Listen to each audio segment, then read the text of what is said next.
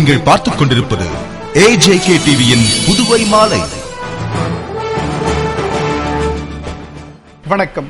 நிர்வாக திறமையில்லாத NR காங்கிரஸ் அரசு பதவி விலக வேண்டும் என்று மத்திய இணையமைச்சர் நாராயணசாமி வலியுறுத்தியுள்ளார். மத்திய அரசின் சாதனை விளக்க பொதுக்கூட்டம் லாஸ்பேட்டை தொகுதி காங்கிரஸ் சார்பில் உழவர் சந்தை அருகே நடைபெற்றது. காங்கிரஸ் கட்சியின் சிறப்பு அழைப்பாளரும் லாஸ்பேட்டை தொகுதி பிரமுகருமான சிவக்குழந்தை தலைமையில் வடக்கு மாவட்ட தலைவர் சாரதி முன்னிலையில் நடைபெற்ற கூட்டத்தில் மத்திய இணையமைச்சர் நாராயணசாமி, மாநில காங்கிரஸ் தலைவர் AV சுப்பிரமணியன், எதிர்க்கட்சித் தலைவர் வைத்தியலிங்கம் ஆகியோர் சிறப்பு அழைப்பாளர்களாக கலந்து கொண்டனர். கூட்டத்தில் மத்திய இணையமைச்சர் நாராயணசாமி பேசுகையில், புதுவையை ஆளும் NR காங்கிரஸ் அரசு தேர்தல் அறிக்கையில் அறிவித்த ஒன்றை கூட செயல்படுத்தவில்லை என்று குற்றம் சுமத்தினார். சென்டாக் மாணவர்களுக்கு உதவித்தொகை வழங்கப்படாமல் மாணவர்கள் பாதிக்கப்பட்டுள்ளதாகவும், நெசவாளர்களுக்கு கடந்த 2 மாதமாக ஊதியமும் வழங்கப்படாமல் இவ்வளவு பிரச்சனை இருந்தும் செயல்படாத துறைகளுக்கு சேர்மன்களை நியமித்து ஒவ்வொருவருக்கும் மாதம் ஒன்றுக்கு 6 லட்சம் வரை செலவு செய்யப்படுவதாக குற்றம் சுமத்திய அவர், மத்தியில் நடக்கும் எந்த ஆலோசனை கூட்டங்களிலும் முதல்வர்கள் மாநாட்டிலும் பங்கேற்காமல் மத்திய அரசு வழங்கும் திட்டத்தையும் பயன்படுத்தாமல் நிர்வாக திறமையில்லாமல் செயல்படும் NR காங்கிரஸ் அரசு பதவி விலக வேண்டும் என்றும் வலியுறுத்தினார். சட்டமன்ற உறுப்பினர்கள் நமச்சிவாயம், தேனி ஜெயக்குமார், லட்சுமி நாராயணன், திருமுருகன், துணைத் தலைவர் பாலாஜி, முன்னாள் முதல்வர்கள் ராமச்சந்திரன், ராமசாமி, முன்னாள் அமைச்சர்கள் காந்திராஜ், ஷாஜகான், கந்தசாமி, பொது செயலாளர் விநாயகமூர்த்தி மற்றும் தொகுதி காங்கிரஸ் பிரமுகர்கள் ஏராளமானோர் பொதுக்கூட்டத்தில் கலந்து கொண்டனர். 10 மற்றும் 12ஆம் வகுப்பு பொதுத் தேர்வு முடிவுகள் வெளியாகும் தேதிகளை அரசு தேர்வுகள் இயக்ககம் வெளியிட்டுள்ளது. தமிழகம் மற்றும் புதுவையில் +2 பொதுத் தேர்வுகள் கடந்த மார்ச் 1ஆம் தேதி துவங்கி நடைபெற்றது. சுமார் 8 லட்சத்திற்கும் மேற்பட்ட மாணவர்கள் கலந்து கொண்ட தேர்வுகள் முடிந்த பின்னர் விடைத்தாள் திருத்தும் பணி துவங்கி தற்போது நிறைவு பெற்றுள்ள நிலையில் அதன் முடிவுகள் மே 9ஆம் தேதி வெளியிடப்படும் என்று அரசு தேர்வுகள் இயக்ககம் அறிவித்துள்ளது. அன்று காலை 10 மணிக்கு +2 முடிவுகள் இணையதளத்தில் வெளியிடப்பட உள்ளது. இதேபோன்று மார்ச் 27ஆம் தேதி துவங்கி நடைபெற்ற 10ஆம் வகுப்பு பொதுத் தேர்வின் விடைத்தாள்கள் திருத்தும் பணி முடியும் தருவாயில் உள்ளதால் அதன் முடிவுகள் மே 31ஆம் தேதி வெளியிடப்படும் என்றும் அரசு தேர்வுகள் இயக்ககம் அறிவித்துள்ளது. புதுவை அரசு சுகாதாரத்துறை சார்பில் நடத்தப்பட்ட பல்வேறு போட்டிகளில் வெற்றி பெற்றவர்களுக்கு முதலமைச்சர் ரங்கசாமி பரிசுகளை வழங்கினார். புதுவை அரசு சுகாதாரம் மற்றும் குடும்ப நலத்துறை சார்பில் பெண் குழந்தையை காப்போம் என்ற தலைப்பில் நடத்தப்பட்ட பேச்சு மற்றும் கட்டுரை போட்டிகளில் வெற்றி பெற்றவர்களுக்கு பரிசளிப்பு விழா கம்பன் கலையரங்கில் நடைபெற்றது. குடும்ப நலம் மற்றும் தாய் சேய் நலம் துணை இயக்குனர் விவராவ் வரவேற்க, மகளிர் மற்றும் குழந்தைகள் மேம்பாட்டுத்துறை அமைச்சர் ராஜவேலு, கல்வித்துறை அமைச்சர் தியாகராஜன் ஆகியோர் தலைமையில் நடைபெற்ற விழாவில் முதல்வர் ரங்கசாமி சிறப்பு விருந்தினராக கலந்து கொண்டு மாணவ மாணவிகளுக்கு பரிசுகளை வழங்கி பாராட்டினார். சுகாதாரத்துறை செயலர் ராகேஷ் சந்திரா, சுகாதாரத்துறை இயக்குனர் டாக்டர் ராமன், மகளிர் மற்றும் சுகாதாரத்துறை அதிகாரிகள், ஊழியர்கள், மாணவ மாணவிகள் பலர் கலந்து கொண்டனர். சென்டாக் நிதி முறைகேட்டில் 20 லட்சம் ரூபாய் கையாடலில் தொடர்புடைய அதிகாரி சஸ்பெண்ட் செய்யப்பட்டுள்ளதாக கல்வித்துறை செயலர் ராகேஷ் சந்திரா தெரிவித்துள்ளார். புதுவை அரசு சென்டாக் மூலம் தேர்வு செய்யப்படும் மாணவ மாணவிகளுக்கு காமராஜர் கல்வி உதவி திட்டத்தின் கீழ் வழங்கி வந்த உதவித்தொகையில் மோசடி நடந்துள்ளதாக புகார் எழுந்ததை தொடர்ந்து உயர் கல்வித்துறை இது தொடர்பாக விசாரணை மேற்கொண்டது. அப்போது சுமார் 30 மாணவ மாணவிகளின் 20 லட்சம் ரூபாய் பணம் போலியான பெயரில் வங்கியில் பரிவர்த்தனை செய்யப்பட்டுள்ளதும், இந்த முறைகேட்டில் உயர் கல்வித்துறை காசாளர் முருகவேல் ஈடுபட்டதாக தெரிய வந்ததை அடுத்து முதற்கட்ட விசாரணை அறிக்கையை உயர் கல்வித்துறை இயக்குனர் கரிகாலன் செயலர் ராகேஷ் சந்திராவிடம் சமர்ப்பித்தார். இதனை தலைமை செயலர் மற்றும் முதல்வரிடம் வழங்கிய ராகேஷ் சந்திரா, விடுப்பில் சென்றுள்ள காசாளர் முருகவேல் சஸ்பெண்ட் செய்யப்பட்டுள்ளதாகவும் இதன் மீது மேல் நடவடிக்கையை முதல்வர் எடுப்பார் என்றும் தெரிவித்துள்ளார்.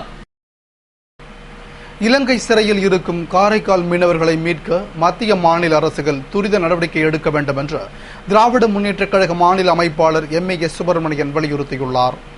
இது தொடர்பாக திராவிட முன்னேற்றக் கழக மாநில அமைப்பாளர் MAS சுப்பிரமணியன் வெளியிட்டுள்ள அறிக்கையில், கடந்த மாதம் 6ஆம் தேதி இலங்கை கடற்படையினர் இந்திய எல்லையான கோடியக்கரை அருகே மீன்பிடித்துக் கொண்டிருந்த காரைக்கால் மீனவர்களை அத்துமீறி சிறைபிடித்து சென்ற நிலையில் அவர்களை மீட்க வலியுறுத்தி மத்திய மாநில அரசுகளின் கவனத்தை ஈர்க்கும் வகையில் திமுக சார்பில் கண்டன ஆர்ப்பாட்டங்கள் நடத்தப்பட்டுள்ளதாக குறிப்பிட்டுள்ளார்.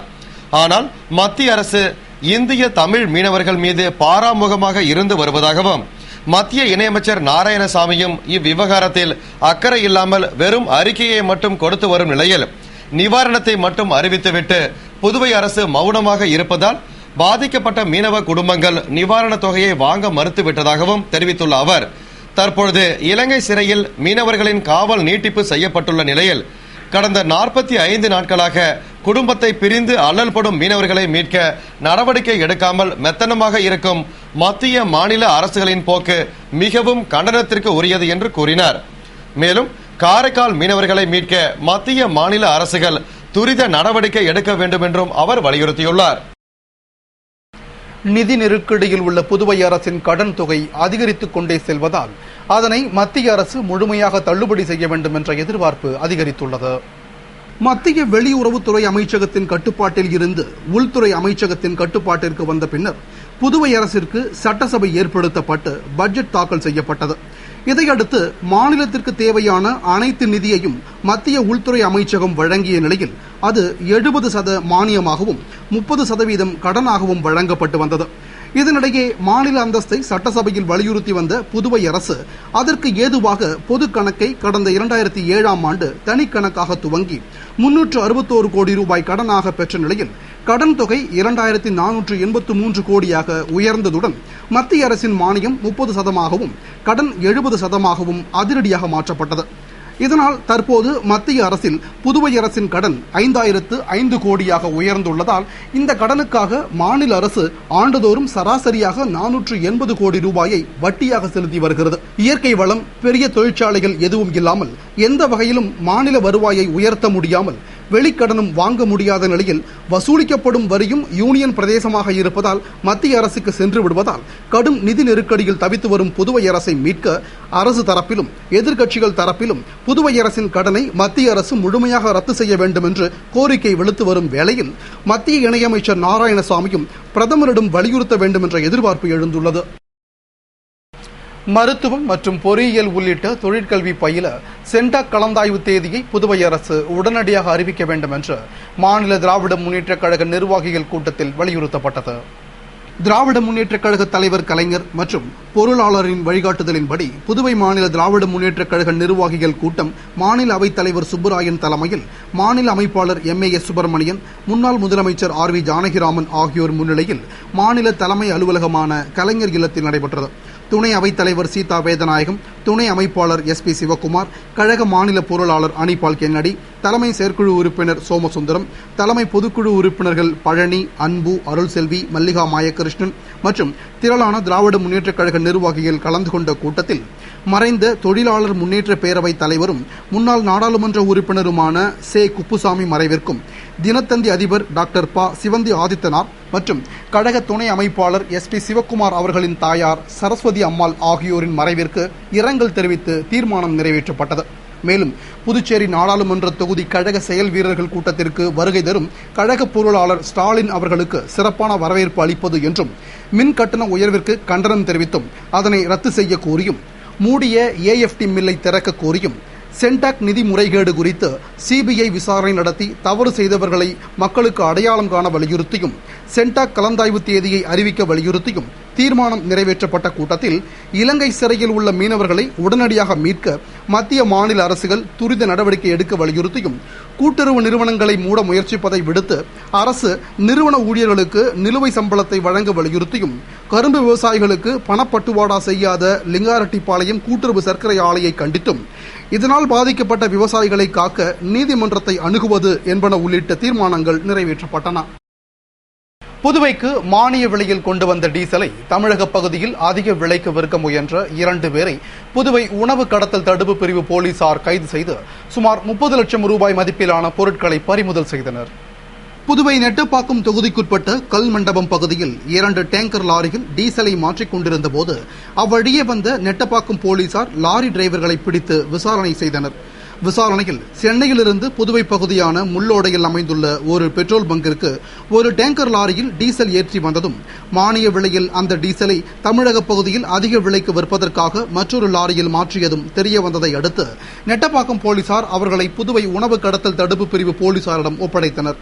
இதையடுத்து கடலூரைச் சேர்ந்த ஆனந்தன், விழுப்புரத்தைச் சேர்ந்த சரவணன் ஆகிய 2 டிரைவர்களையும் கைது செய்த உணவு கடத்தல் தடுப்பு பிரிவு போலீசார் சுமார் 10 லட்சம் ரூபாய் மதிப்பிலான 20,000 லிட்டர் டீசலையும் 20 லட்சம் ரூபாய் மதிப்புடைய 2 டேங்கர் லாரிகளையும் பறிமுதல் செய்து இருவரிடமும் தொடர்ந்து விசாரணை நடத்தி வருகின்றனர். இதுகுறித்து உணவு கடத்தல் தடுப்பு பிரிவு கண்காணிப்பாளர் ஆறுமுகம் கூறுகையில், இதுபோன்ற கடத்தல் சம்பவங்கள் நடைபெறுவதைக் கண்டு பொதுமக்கள் தகவல் கொடுத்தால் உடனடி நடவடிக்கை எடுக்கப்படும் என்றார்.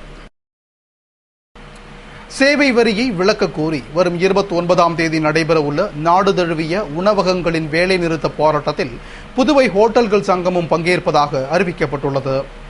இதுகுறித்து செய்தியாளர்களுக்கு பேட்டியளித்த புதுவை ஹோட்டல்கள் சங்க தலைவர் செண்பகராஜன், உணவகங்கள் மற்றும் ஹோட்டல்களில் வழங்கப்படும் உணவு விற்பனை வரிக்கு உட்பட்டது என்றும், தற்பொழுது ஏப்ரல் 1ஆம் தேதி முதல் மத்திய அரசு சேவை வரியும் சுமத்தப்பட்டுள்ளதால் இந்த இரட்டை வரி விதிப்பு சுமை மற்றும் பணவீக்கம் காரணமாக விலை அதிகரிப்பு சுமை அனைத்தும் நுகர்வோர் மீது விழும் என்று கூறினார்.